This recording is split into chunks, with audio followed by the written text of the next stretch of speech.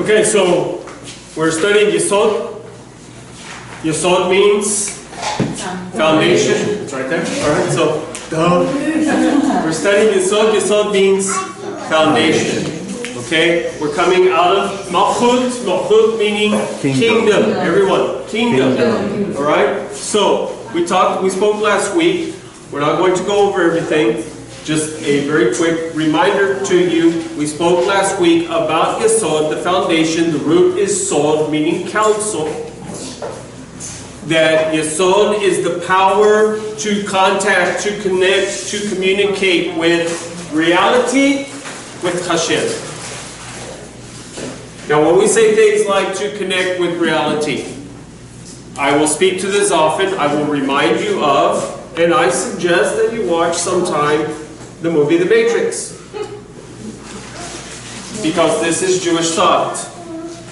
The Matrix literally is based on Jewish thought. It is based on the tree of life. Okay? Believe it or not. How is it based on the tree of life? Now, by the way, thank you, Marcy. Marcy showed me a few months ago that the what do you call it? The producers of the Matrix. It's two Jewish men who have actually switched genders, or something, swapped genders, or something like that. So they themselves are not so kosher. That does not take away from the message. Okay? The message is actually very accurate. By the way, I will mention this again. Those of you who are fans of Superman, if you watch Smallville, I had not noticed this before. We watched the series. I had never noticed this before until I started familiarizing myself with this. Of course, that was back in the, 2004, whatever, back then. Okay, and we're quite a ways from there. But now, rewatching it, guess what I'm finding? Not just all kinds of references to the future Superman, that everything that he wears is red, yellow, and blue. Many, many messianic references. And many messianic references, by the way, Segal, who is the author, who is the whatever you call it, of Superman. He's the guy who started the Superman series. Guess what he was? Jewish. And Superman is a messianic theme. Believe it or not. Superman. Who's the Superman? The Messiah. Okay? So, in Smallville, you will find many messianic references. Also, in both the Matrix, this covers all three of the Matrix series, in the Matrix and in Smallville, there are many things that are said, that are shown, that are revealed, that you would think have Christian undertones. Speaking of the Messiah. For example, exactly, save me. What does Yeshua mean? And by the way, those of you who watch Smallville, the guy with the liver disease. The guy with the liver disease, how is he healed? How does he keep coming back? How is he healed? Anybody remember? Clark Kent's blood. What? Clark Kent's blood. Spoiler alert. Okay. Clark Kent's blood saves, heals, cures humanity. Which is why this is the whole thing that Lionel Luthor, the bad dad, is after his blood. He wants to know where he's from, what makes him tick. Why? Because Lionel Luthor has the same disease. Wow. And I was watching an episode the other night, and his mother, Clark Kent's mother, tells him, you cannot, listen to these words, you cannot save the whole world. And his response is, but I can try. Now these are just little hints for you to kind of let your And this is appetite. Smallville? It's called Smallville, yes. Okay, actually look for it. Okay? It's not necessarily child friendly, but okay. It's got its things. But just the reason why I share this stuff with you is not to waste your time or to waste my time. And the reason why I watch it, yes, every night I'm watching a couple of episodes so that I can catch these things. Because here's the thing, God is using these kinds of movies, Hollywood. You think of Hollywood as being what? Evil, wicked, and bad, and yet here God is taking something like this, turning it around, Yes. and inside of every one of these are these messages. Amen. Because God can even take what is evil and That's do right. what? Turn it to good. Turn it to good. That's right. Amen. Okay? So, I want you to be aware of these kinds of things. So, to communicate with reality, the reason why we say reality back to the Matrix is because what is real and what is not real? What is the real world and what is the not real world? Because this body, this flesh, these eyes, these ears, consider this to be the reality. And yet, we know what? There is another reality. There are parallel universes. One being that of the physical realm, the other being that of the spiritual realm, which is more real. You say they're both real. Well, not necessarily, and quantum physics says so. The truth of the matter is the world that you see and feel and taste and touch, the world that you experience with this body, this physical body, is not as real as it appears to be. And I'm not going to delve any further into that because we have to move on, but you delve into it and you check it out. This is Einstein's theory of relativity. This is what this is all about. What is real and what is not real. So, Yesod is the power, gives us the power to make the connection. We say with reality, what is reality?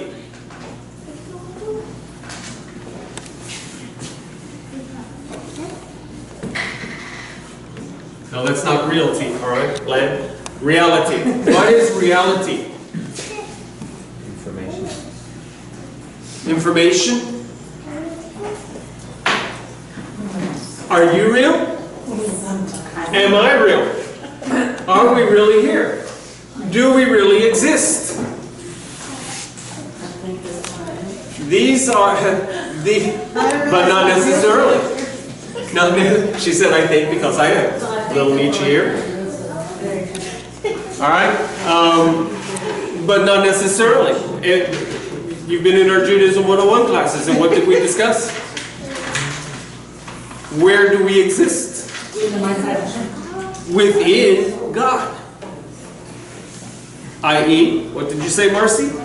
Within the mind. Within the mind of God. And what Derek Hashem, the very first thing that Derek Hashem teaches us is that God had to make room within Himself in order for us to exist. That we exist within His mind. Saying what? Well, if I said that Josh existed in my brain, in my mind, what would you say? Josh is what?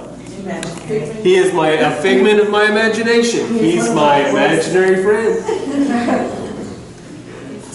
But he's not invisible. He's really here, I think. So, I see him too. you see it? Maybe you had the same thing I had. Anyway. So, if someone existed in my imagination, in my mind, would you consider that to be real or unreal? Come on. Not real? Well, it would be real in your mind. It would be real to me. Maybe, maybe not. Okay? But listen to me. So you exist within God. You exist within the mind of God. Yes. What does that mean about your existence? Then I know you're right. We exist because he always exists. This is why the Ramchal, Derek Hashem, says, pay attention, this is why he says, if God ceased to think about you for even a moment, you would cease to exist. Because you exist, how many of you are here tonight? Yes. Are you here? Yes. What does that say? That God is thinking about you. Now that should be a powerful thought to every one of us. Because there are times when we think that God's not thinking about me. If God wasn't thinking about you, you would not exist any longer. So then those who pass. Huh? So then those who pass. Those who have passed, as in have died, have they ceased to exist? Because we serve. In this reality, yes. Have they ceased to exist? No. No. Therefore what? They're with. If they have not ceased to exist, are they still entities? Yes. If they have not ceased to exist, then what? They have only changed form. Yeah. So that's what things are missing. Now if it's a particular that science system, right, everything is some form of energy. Yes. And the energy is just transferred. Correct. Okay. So, back to our question, what is reality?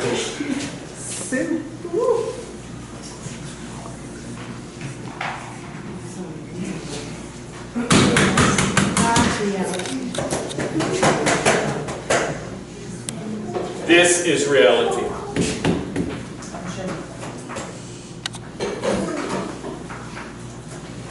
For this you may be certain, you can be sure.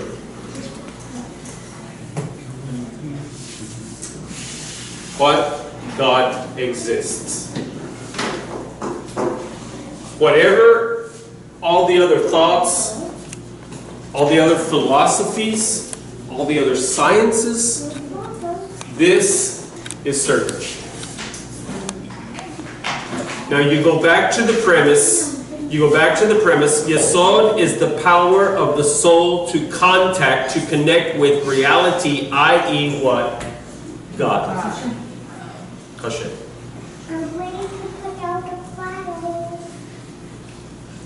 Remember that Yesod is foundation. Saying what? In order for you to have a good connection with God, you must have a good foundation. I was at my boss's house today. I went into the bathroom and I hit the light switch. It's one of those dimmer lights, right? So I hit the light switch and it went zzz, zzz. Little blue flashes out of the switch and the light went and then out. I hit it again, a little more blue flashes and a little more zzz, and then out. Saying what? Why is the light not coming on? It doesn't have a good connection. There is not a good connection. Something's loose there. Something's not connected right there. Therefore, the power is not being transferred. And the light is not coming on. The same thing is true in our relationship with God. Does God hear the prayer? Yes. Does God hear the prayers of people who are not connected to Him? Does God hear the prayers of people who are not citizens of the kingdom? Does God hear the prayer of people who are even pagans, idolaters, and such as that? Does God hear their prayers? I say no. So how many of you say yes? I say no. How many of you say no? I say no. How many of you say I don't know? I say yes. I say And how many of you say both? Yes. Both is the correct answer. Yes, yes. Yes, I remember you said You should have yes. said that one first. Yes, yes. Yes, yes. I'm not making life so easy for you now. The answer is this. Yes and no. The answer can be both. The answer can be both. Okay? So, what do you mean it can be both? Does he hear them? Does he answer them? No. Not always. Sometimes, yes. Why? Because he's a good God. And he even answers some of the prayers, not all of the prayers, but some of the prayers of people who are not connected, who are not, thus the z of the light. There's not a good connection there. So the light flickers, saying what? They get this prayer answered or that prayer answered, but they don't get their prayers answered. Remember what this is all about, we shared with you last week, is to get into Chod where God answers our prayers. In order for God to answer our prayers, in order for the light to come on, there must be a good connection at the switch. Right? In order for God to answer our prayers, there must be a good connection. And Yesod is the connection, having a foundation.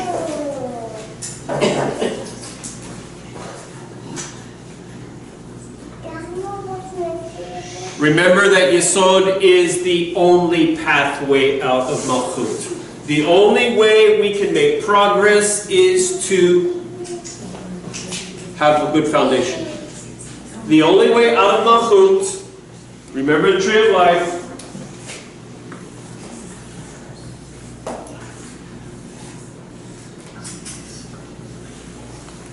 Malchut, Yesod, Netzach,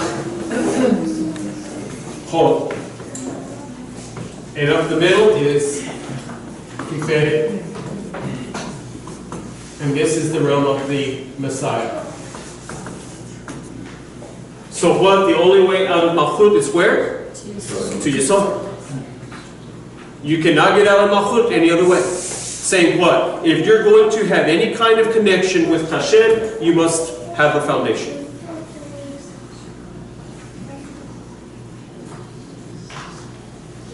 What is the foundation? We spoke to it last week.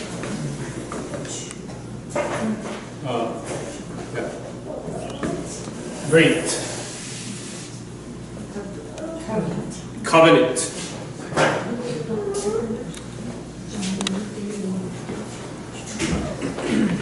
Yesod is all about covenant.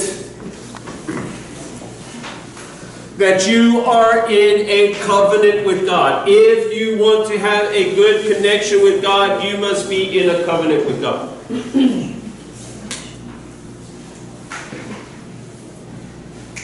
If you are not in a covenant with God, all right, let's say that there is a king who has a kingdom.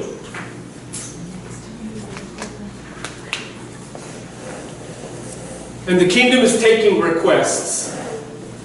You have this situation, this problem, this need, that need, this hope, that hope, this desire, that desire. Zeh.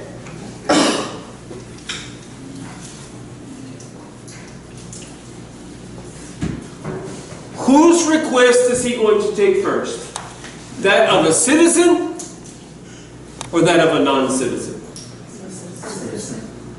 The citizen comes first, no? Let's bring it closer to home. You have Abba, a father. The father has his family, his children. Are his children the only children that exist? Or are there other children? Do the neighbors have children? And across the street, down the block? There's children everywhere. Correct? In fact, there are more children outside of his house than there are inside of his house. Although sometimes it feels a little crowded. Whose request is the father going to take first and more seriously? That of his own children or that of other children? Those in his house. Those of his own household come first. Who is the king? Who is the father? So, whom is he going to honor first? His children. His citizens. He's going to honor them first. He's going to hear them first. He's going to answer them first.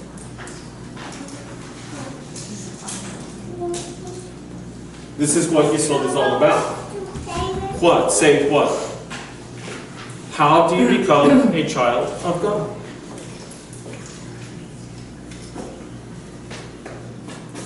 You repent. Repent. Huh? Spend time. Spend time with Him. What did Yeshua say? How do you become a child of God? By knowing him. What did he tell Nicodemus? Born again. You must be born again. You must be rebirthed.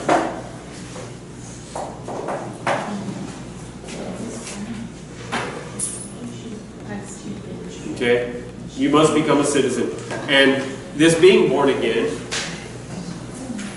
we call the portion of the Bible, the Hebrew word is Besorah, the Besorot, the Gospels, the good news. We find that in what section? What do you call that section of the Scriptures? The New Testament. Most Bibles say New Testament. The covenant. In Hebrew, the Brit Chadashah. Notice what word is used. The what? Brit. It is a covenantal relationship. Why? Because last October, Richard and Charity got married.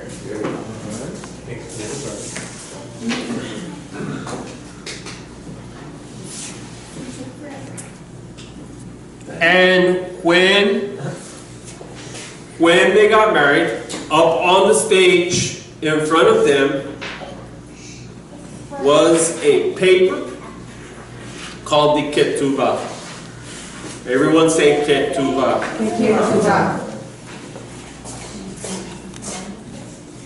Ketubah. This is a contract.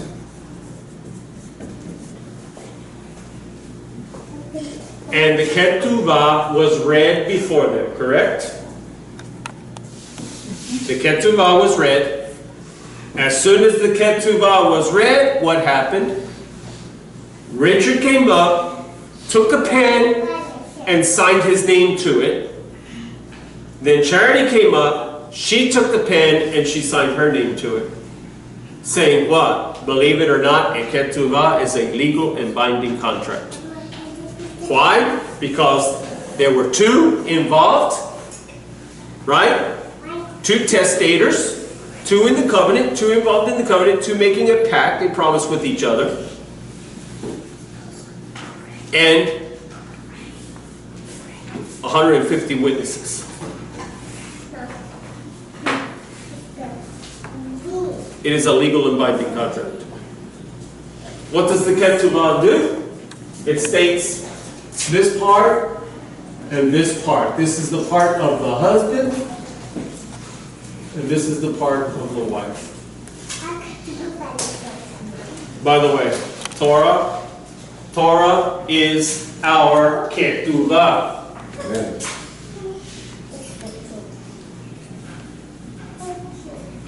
God is the groom. His people are the bride. Amen. And this is the contract between the two. What does the Ketubah say? These are the responsibilities of the husband. These are the responsibilities of the wife.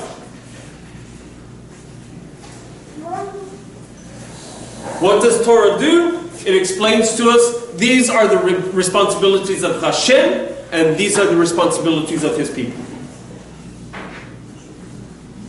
What is the Ketubah? It is a contract. What is a contract? It is a covenant. What is a covenant? It is a brit. What is brit? It is the foundation. This is the way that you meet God. This is the way you come into relationship. This is the way you connect with Him. This is the way you become a citizen. This is the way you become His child. You must come into covenant, into a covenantal relationship with God. The people as a whole, yes. You as an individual, yes. Saying what? Let me explain to you what is not foundation. What is not Yesod? Much of modern Christianity today is not Yesod. It is not covenantal. Why? Because the bride expects the husband to do everything and I don't have to do anything.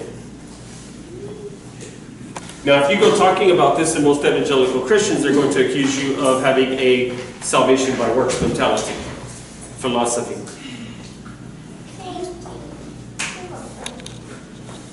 But we do not base our concepts, we do not base our theology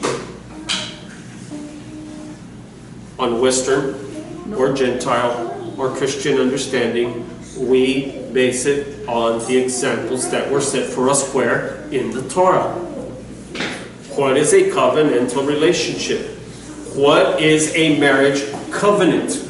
It is the ketuvah. What is the ketuvah? These are his responsibilities. These are her responsibilities. Saying what? God has responsibilities that He has applied for you and me. But I also have responsibilities that must be applied. Saying what? Well, it's this way. What I'm saying is this. In most of Christianity today, in most churches today, you will hear, if you ask people in a congregation or out on the street or wherever, are you a Christian? They're going to tell you, what? Yes. The majority of people around us here today in this country are going to say yes. What does Christian mean? To be like Christ, to be a follower of Christ. Just the same way that we call ourselves Mashiachim, Messianics, Mashiachim, saying what? We are followers of Mashiach, the Messiah.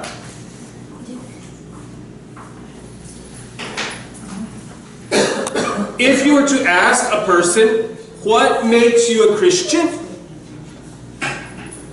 The general answer would be what? I believe in Jesus. Yes. Correct? Remember what the scripture says. Even the demons, even the devils believe and they tremble. Saying what? Your belief is really not belief. Your faith is not so much faith as it is a mental acknowledgement. Yesod is based on covenant, and covenant is based on action. Saying what? He has his responsibilities, she has her responsibilities. And in order to have a good connection between the two, what? Both ends must be met. If only he's doing his part, she's not doing her part, do you have a good connection? Now, I'm using her as the bad guy here, not because women are bad, and not because I feel that way about them, sometimes. Not because I feel that way, but because this is us, this is humanity. Okay? So if he's pulling his weight, she's not pulling hers, is there a good connection here? No. If he is faithful and true and loving and giving and all of the things that a husband would be to a wife, but she's out flirting around, playing around, doing her thing, meeting whomever, wherever, however, whatever, is there a good connection between the two? Is there a good relationship? No. Thus what? Almost all the time what's going to happen? The communication eventually is going to get cut off. There's a divorce.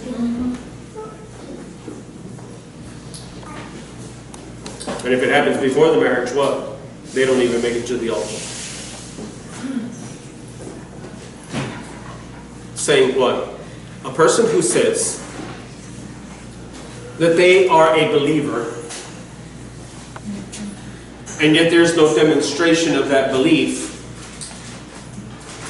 What kind of belief is that? Saying, you show me how you live your life, and I will show you what you really believe. If you want to know what you really believe about anything, this is a truth, unchanging.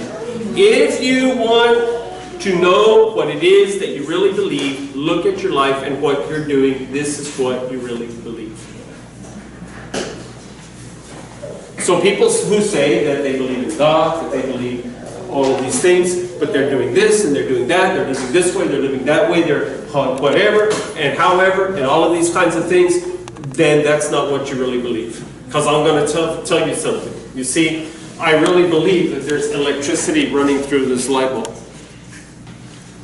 I cannot see the electricity. The light is not the electricity. The light is the evidence of the electricity. It is the energy that's being given off by the electricity, but it itself is not the electricity. Saying what? Do I have proof that there's electricity there? Come on, do I have proof that there's electricity there? If I take out this light bulb, and I lick my finger and I stick it up in there. You see, I've just told you that I believe that there's electricity there, but what if I go ahead and take out the light bulb and stick my finger up in there? Then I really didn't believe something. There was something wrong, right? There's a problem here. For example, your child, you may have told your child over and over and over not to do things like that. Sometimes they do it anyway. Why? Because they didn't really believe that plug was going to bite them. This is also true of our lives. You see, what I believe is evidenced by how I live my life. If I say that I love my wife, but I'm having affairs, I'm doing this, I'm doing that, do I really love my wife? No. It's all what? It's all just so many words, right? The same is true with God. No matter how much I profess my love for Him, if I'm not faithful to Him, then I really don't love Him. What do I mean faithful? That my life is in accordance with the ketubah, with the contract, with the covenant. Saying what? Listen, there are thousands of people who, in churches, congregations, crusades, what have you, big meetings, revivals, all have walked down aisles. True or not true? Yeah.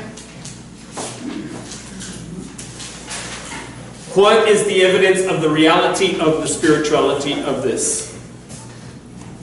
I.e., if that many people have really come to faith in God, this nation would not be where it is right now. Saying what? Because a person walks down an aisle, whether on their knees, sitting down, whatever.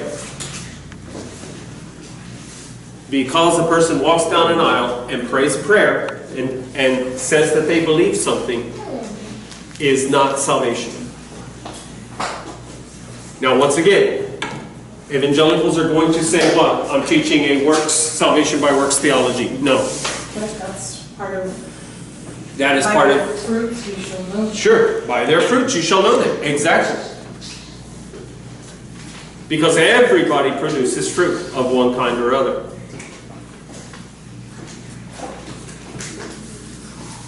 If I truly believe this, there will be a change in my life, in my actions, in my attitude. Why? Because you see, these two, before they got married, she had boyfriends and he had girlfriends. Well, I never. True? More than one. How many of you, before you got married, you had other boyfriends and other girlfriends? Come on!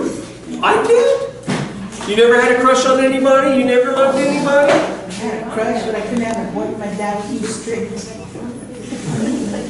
So you had one of those imaginary boyfriends. Yeah. I couldn't mention the name.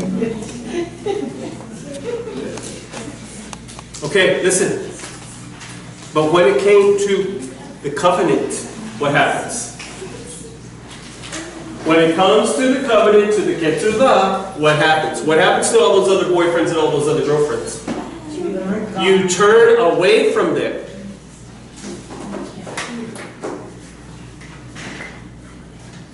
And only this one exists.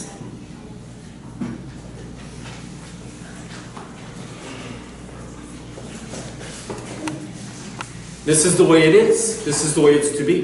This is why, whether it's a rabbi or whether it's a pastor, these words will appear in the ceremony: forsaking all others and cleaving unto him or her.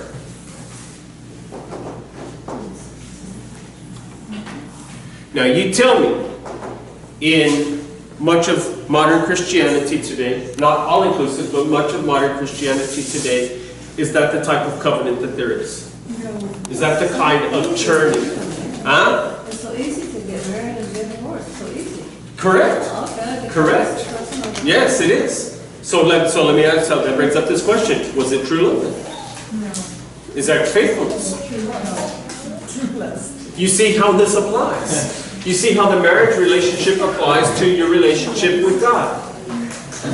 In that same way, when a person walks down an aisle, how many people, listen, how many people get married under emotional influence today? Oh, yeah. Most people. If not all. Because there's need. Say what? There's a need. Well, there's a need. Sexual attraction, finances. Yeah. I always told my wife she had to marry me for my looks because I didn't have any money.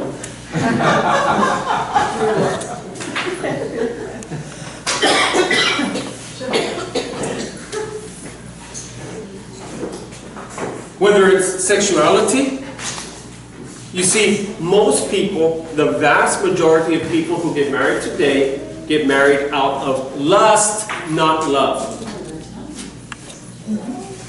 You say, how can that be? Just look at the amount of divorces. Yeah. And by the way, we used to say that the number of divorces in the church were just fewer than the number of divorces outside the church. Guess what? In 20 years it has flip-flopped, Yep. that there are actually more More divorces divorces from in the inside the church. church than there are outside the church too. Yes.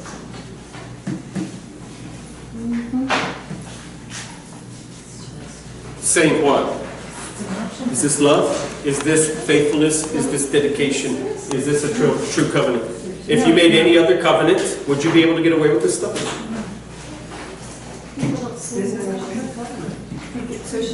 Yeah, okay, so go sign a loan contract at the bank and see how far you get away with not doing your part. Are you making your monthly payments? You will make those monthly payments one way or the other. Real. They will sue you. Now, they may take a cut in the pay, but so may your partner in a marriage contract, right? In fact, I know people who pay to get their husband or their wife out of their lives.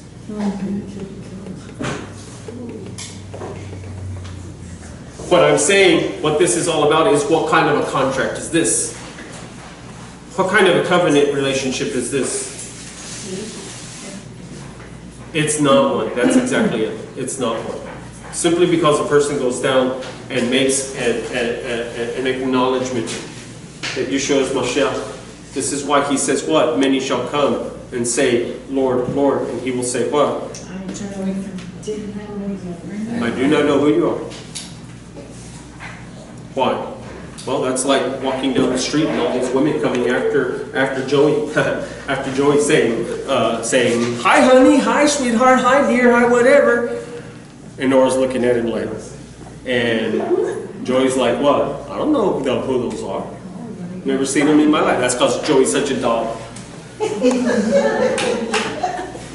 You are.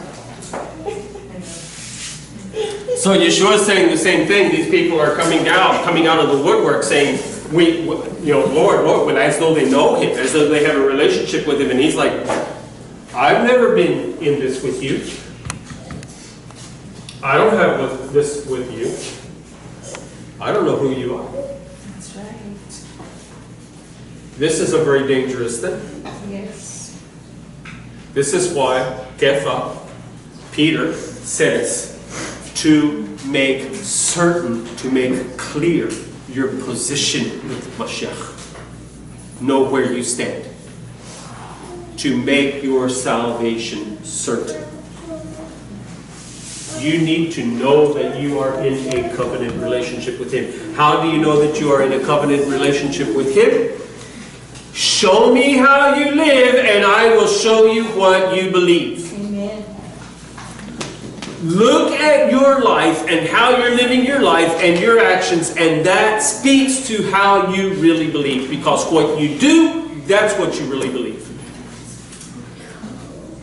So, if I say, well, I believe that adultery is wrong, or I believe homosexuality is wrong, or I believe, but I'm sitting there watching movies that are demonstrating all of these kinds of things, and TV shows that are showing all of these kinds of things, what am I saying?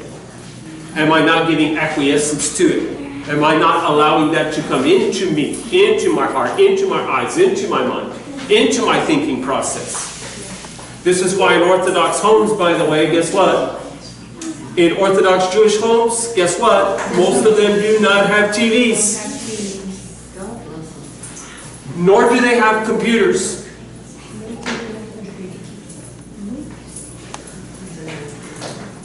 And we say, well, that's backwards. How many of you could live without your computer? How many of you could live without your TV? But you know why?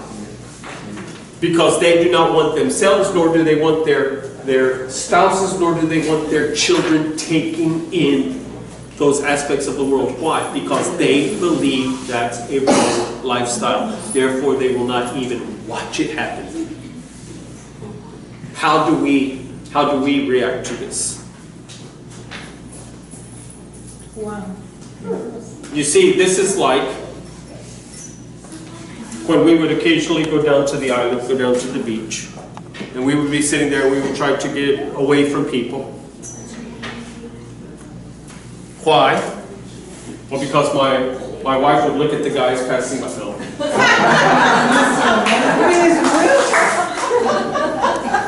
They'd be out there flexing and She better get you when you get home. no supper for me tonight. My wife would do something very strange. She would come up and she would stand in front of me and she would start talking to me. She would have her towel, and sometimes she would take her towel and she would just, hello, she would just stretch it out. What was she doing? She was guarding you. She was guarding me because somebody was walking by with something inappropriate that she did not want me to see. So as a good spouse, she would block my view. This is for real. By the way, my family will tell you I don't go to the beach very often. For that reason. Why? So, ladies, honesty time. You're the good person now. Do you like it when your husband... We'll already say this, right? You would not like it if your husband had an affair. Oh, he died. I know him. He's already got one foot in the grave. Just think about it. I'm going to be honest, mine would die. You would not like your husband having an affair. No. Hey, Would you? if Robert ever goes missing, You know. You know. No wonder he looked at me I like can help you. I know a good bailer. Good job. All right. Listen. Would you would you put up with your husband flirting with a woman? No. In flirtation? No. Don't be cussing at church, woman.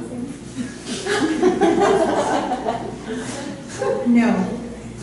Would you appreciate, would you like it? It happens when you catch your other half, I didn't say better, looking at another woman. Would you like that? Do you appreciate that? Now, I will say this, listen, and especially in this age and this time, it's tolerated. That doesn't mean it's appreciated.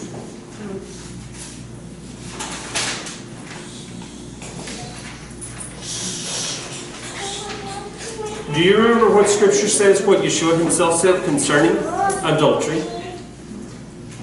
You have heard it said, do not commit adultery. I say unto you that whoever looks at a woman to lust after her has committed adultery with her already in his heart, knowing what your husband is thinking in his mind when he sees that other woman. Do you appreciate that? And I know many women, I can't even say most these days, but I know many women who won't tolerate that.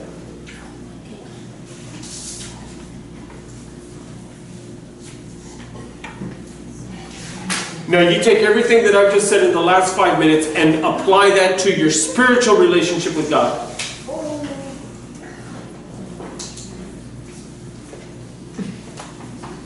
God does not appreciate it when we commit adultery on Him. What is that? Anochi Adonai Elohecha. I am the Lord your God who brought you out of Haaretz Mitzrayim, the land of Egypt. You shall have no other gods before me. He says, I am a jealous God. Does that mean that jealousy is wrong? In some cases, yes. As in when you are coveting, when you are jealous because your neighbor has sexier husband, sexier wife than you. They got more money in their bank account. But the jealousy of a husband over the wife and the wife over the husband. God says, I'm a jealous God. You shall have no other gods before me. You shall not bow down to them, nor shall you serve them.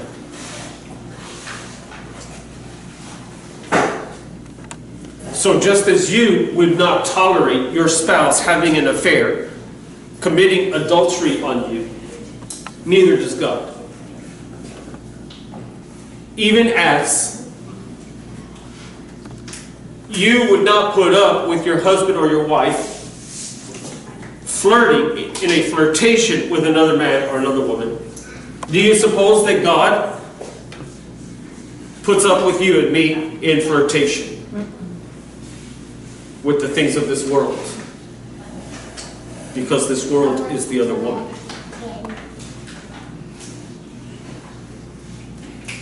Do you think that God puts up with you looking over your shoulder? Okay, you're not doing it, you're not touching it, but you're looking at it. You see what I'm saying? Yes. There's more to this than meets the normal, average Christian eye.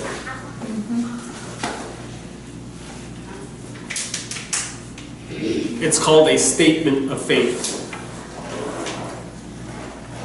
All the churches have it, a statement of faith. This is our statement of faith. In fact, we have a brochure outside on the door, and it says on their statement of faith. This is our statement of faith. But let me tell you something. Statement of faith is good for an assembly, for a congregation or such as that, to tell people, to let people know what we believe. But for you and me, it's not a statement of faith. It is an action of faith.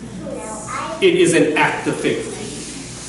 Saying what? Show me what you do, and I will tell you what you believe. Show me how you're living, and I will tell you what it is you're believing. And if what comes out of your mouth that you say that you believe does not line up with how you're living your life, guess which one takes the fall? The reality is what? How you're living your life. The ethereal, the misty part is what you say you believe. It's not really there. It's like fog.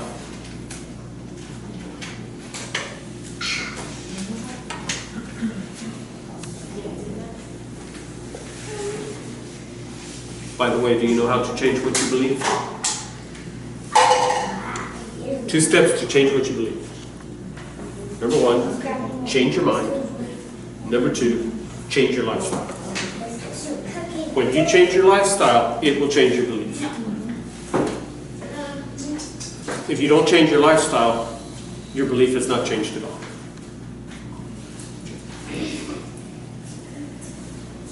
So, are you in a covenant relationship with God? Saying what? There's his part, there's her part.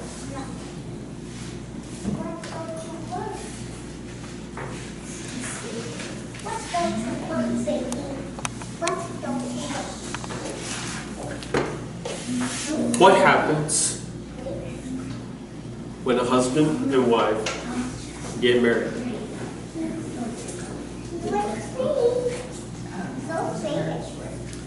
So you remember? You have Bob and you have Zion. The husband and wife, okay? You have the chuppah and you have the womb. And then you have, and the yud is the product. Kara's the product. The evidence. What happens when a husband, when a man and a woman get married? Come on. Sometimes they have children, sometimes they just don't. Children. Yes. So,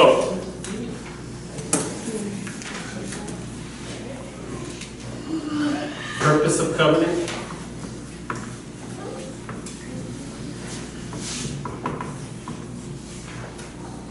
Procreation. To procreate. To bring about new birth, new life. This is true here, no? And I understand that there are exceptions to the rule, but for the most part, this is the basis. To have a family. A husband and a wife. And to have children. To produce offspring. So we told you that Richard and Charity got married. And so now what? Now what? The result of their marriage is Casey. He reminds me of the cartoon baby, the gangster guy with the cigar, the diapers. Anyway, look. You have what? You have the covenant, right? You have the ketubah. The result of the ketubah is what? Procreation. You have a child. You reproduce. You reproduce. You bear fruit. By the way, every person bears fruit. What kind of child do you produce? Well, the baby has the chromosomes of the father, half the chromosomes from the father, half the chromosomes from the mother.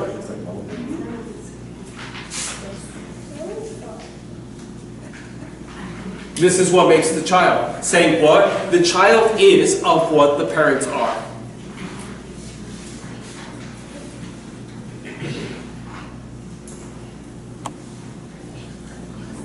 You with me? The child is of what the parents are. You reproduce what you are. In all of our lives, we all bear fruit. Your fruit is going to be like you.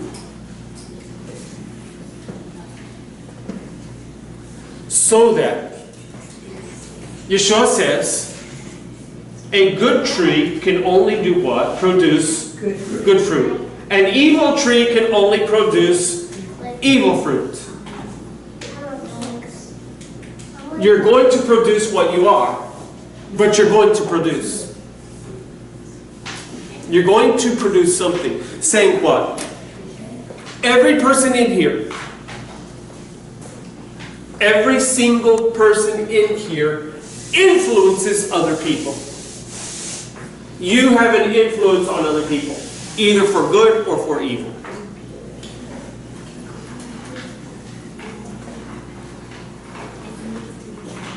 People watch. People listen. People are influenced by our behavior. Have you ever had anybody say to you this? Say to you this. I'm referring back to my Hebrew here. Has anybody ever said this to you in your previous life? I thought you were a Christian. Have they ever said that to you? How about this? I thought you were Messianic. I thought you were Torah observant. I thought you were Torah compliant. And look at you. You ever have people say that to you? Why? Because every one of us influences other people. We have an influence. We impact people's lives. You're going to hear this again and again and again.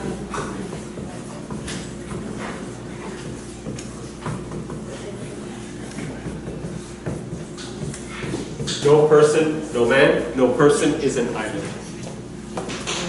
Saying what? You say, well, what I'm doing only impacts me. You know, it's my life, it's my this, it's my that. No.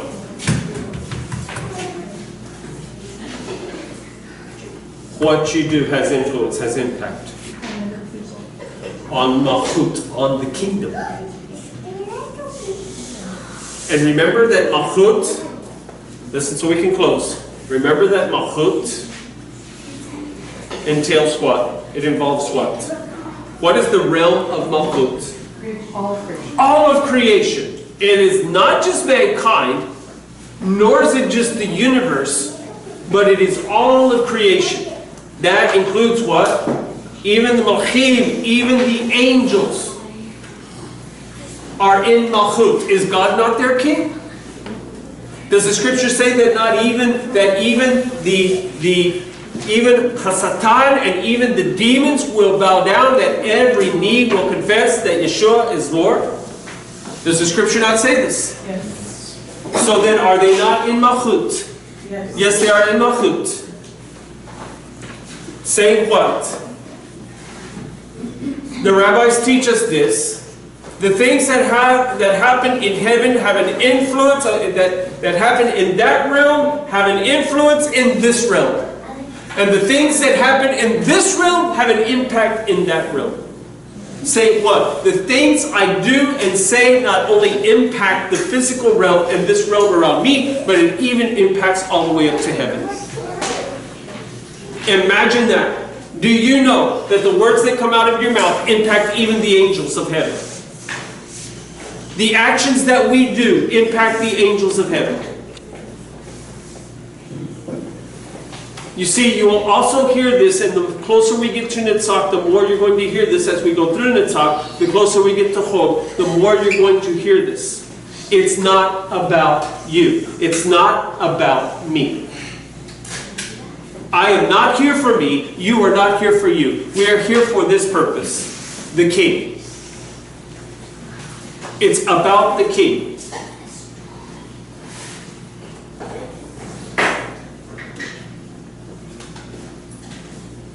That's my purpose here. That's your purpose here. Now, do we follow our purpose? What? What is the wife supposed to do? First, Ephesians chapter 5. What is the wife supposed to do? Submit and love. Why? It's all about God.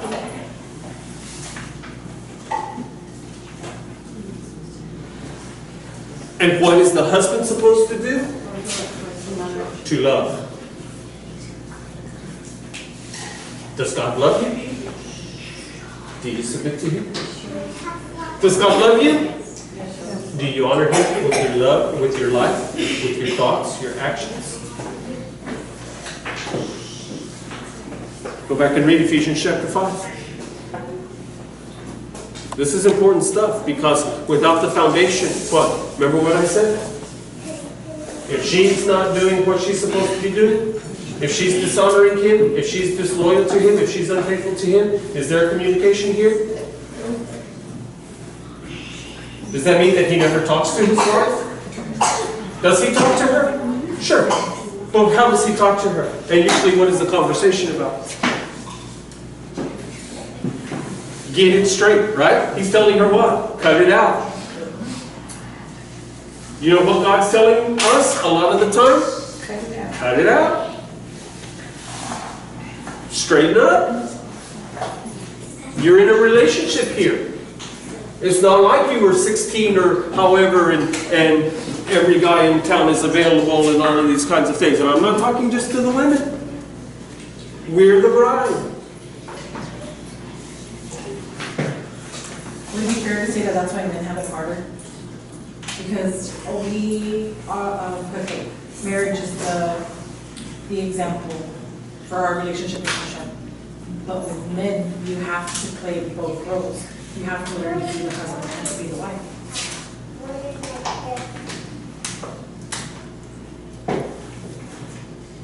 There's a lot there. Which I don't have time to go into tonight. A lot of it has to do with the physicality of the male. The male of the species was made directly from what? The earth. Adam, meaning dirt. Like Rabbi Yitzhak Shapir says, when God called the first man, he called him what? He calls him the prophets and such as that, and they're called Ben Adam, which is translated as son of man. But Adamah is dirt. So Rabbi Shapir in his joking around says so you're called dirtbag. Anyway. Well, it's a bag, right? And it's full of what? Dirt. From the dust I have been taken in.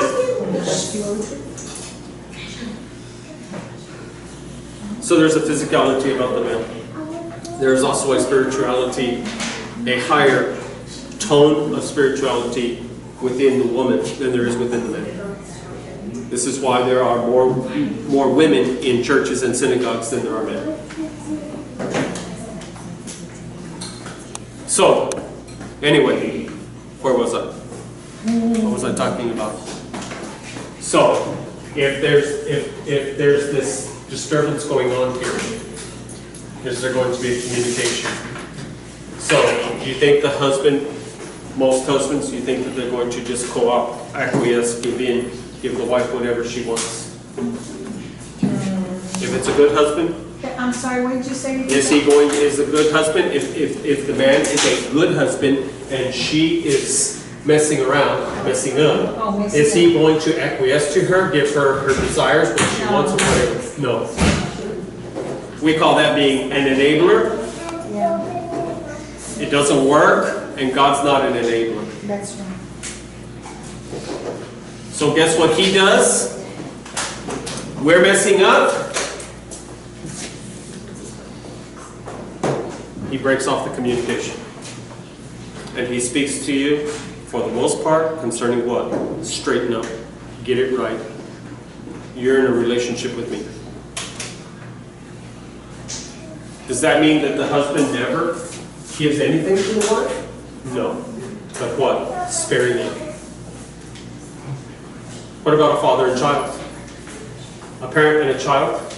And the child is acting up and acting up and acting up. Is a good parent going to give in and listen to the child and give the child what they want, what they're asking for, and all of these things? Or are they going to rein that child in, put a curb on it, A good put parent. a lock on it? Okay? So, ask myself this question. We're done. Ask myself this question. Am I getting my prayers answered?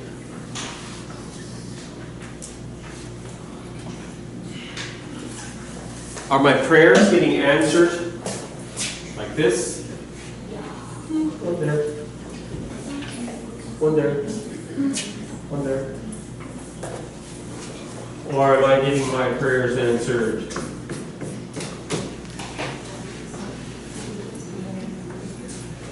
Which would you prefer? To have the occasional prayer answered or this? No, send you the rain. You want the rain. Yeah. Send you the rain. Do you know how you get the rain? Yes, stay connected. Stay connected. You see, the good wife, the obedient wife, the faithful wife, the loving wife, the husband will do everything in her power to take care of not only her needs, but her desires. Why? Because most often her desires are going to be his desires. You want God to answer your prayer? Line up with him. You want God to answer your prayer? Straighten up. Get right. Get into the covenant. Throw yourself into it. Live the life. Don't just say, but do. Act like a good wife and God will treat you like a good husband. And it's as simple as that. Brachot shalom v'layla tov. Who's got the prayer?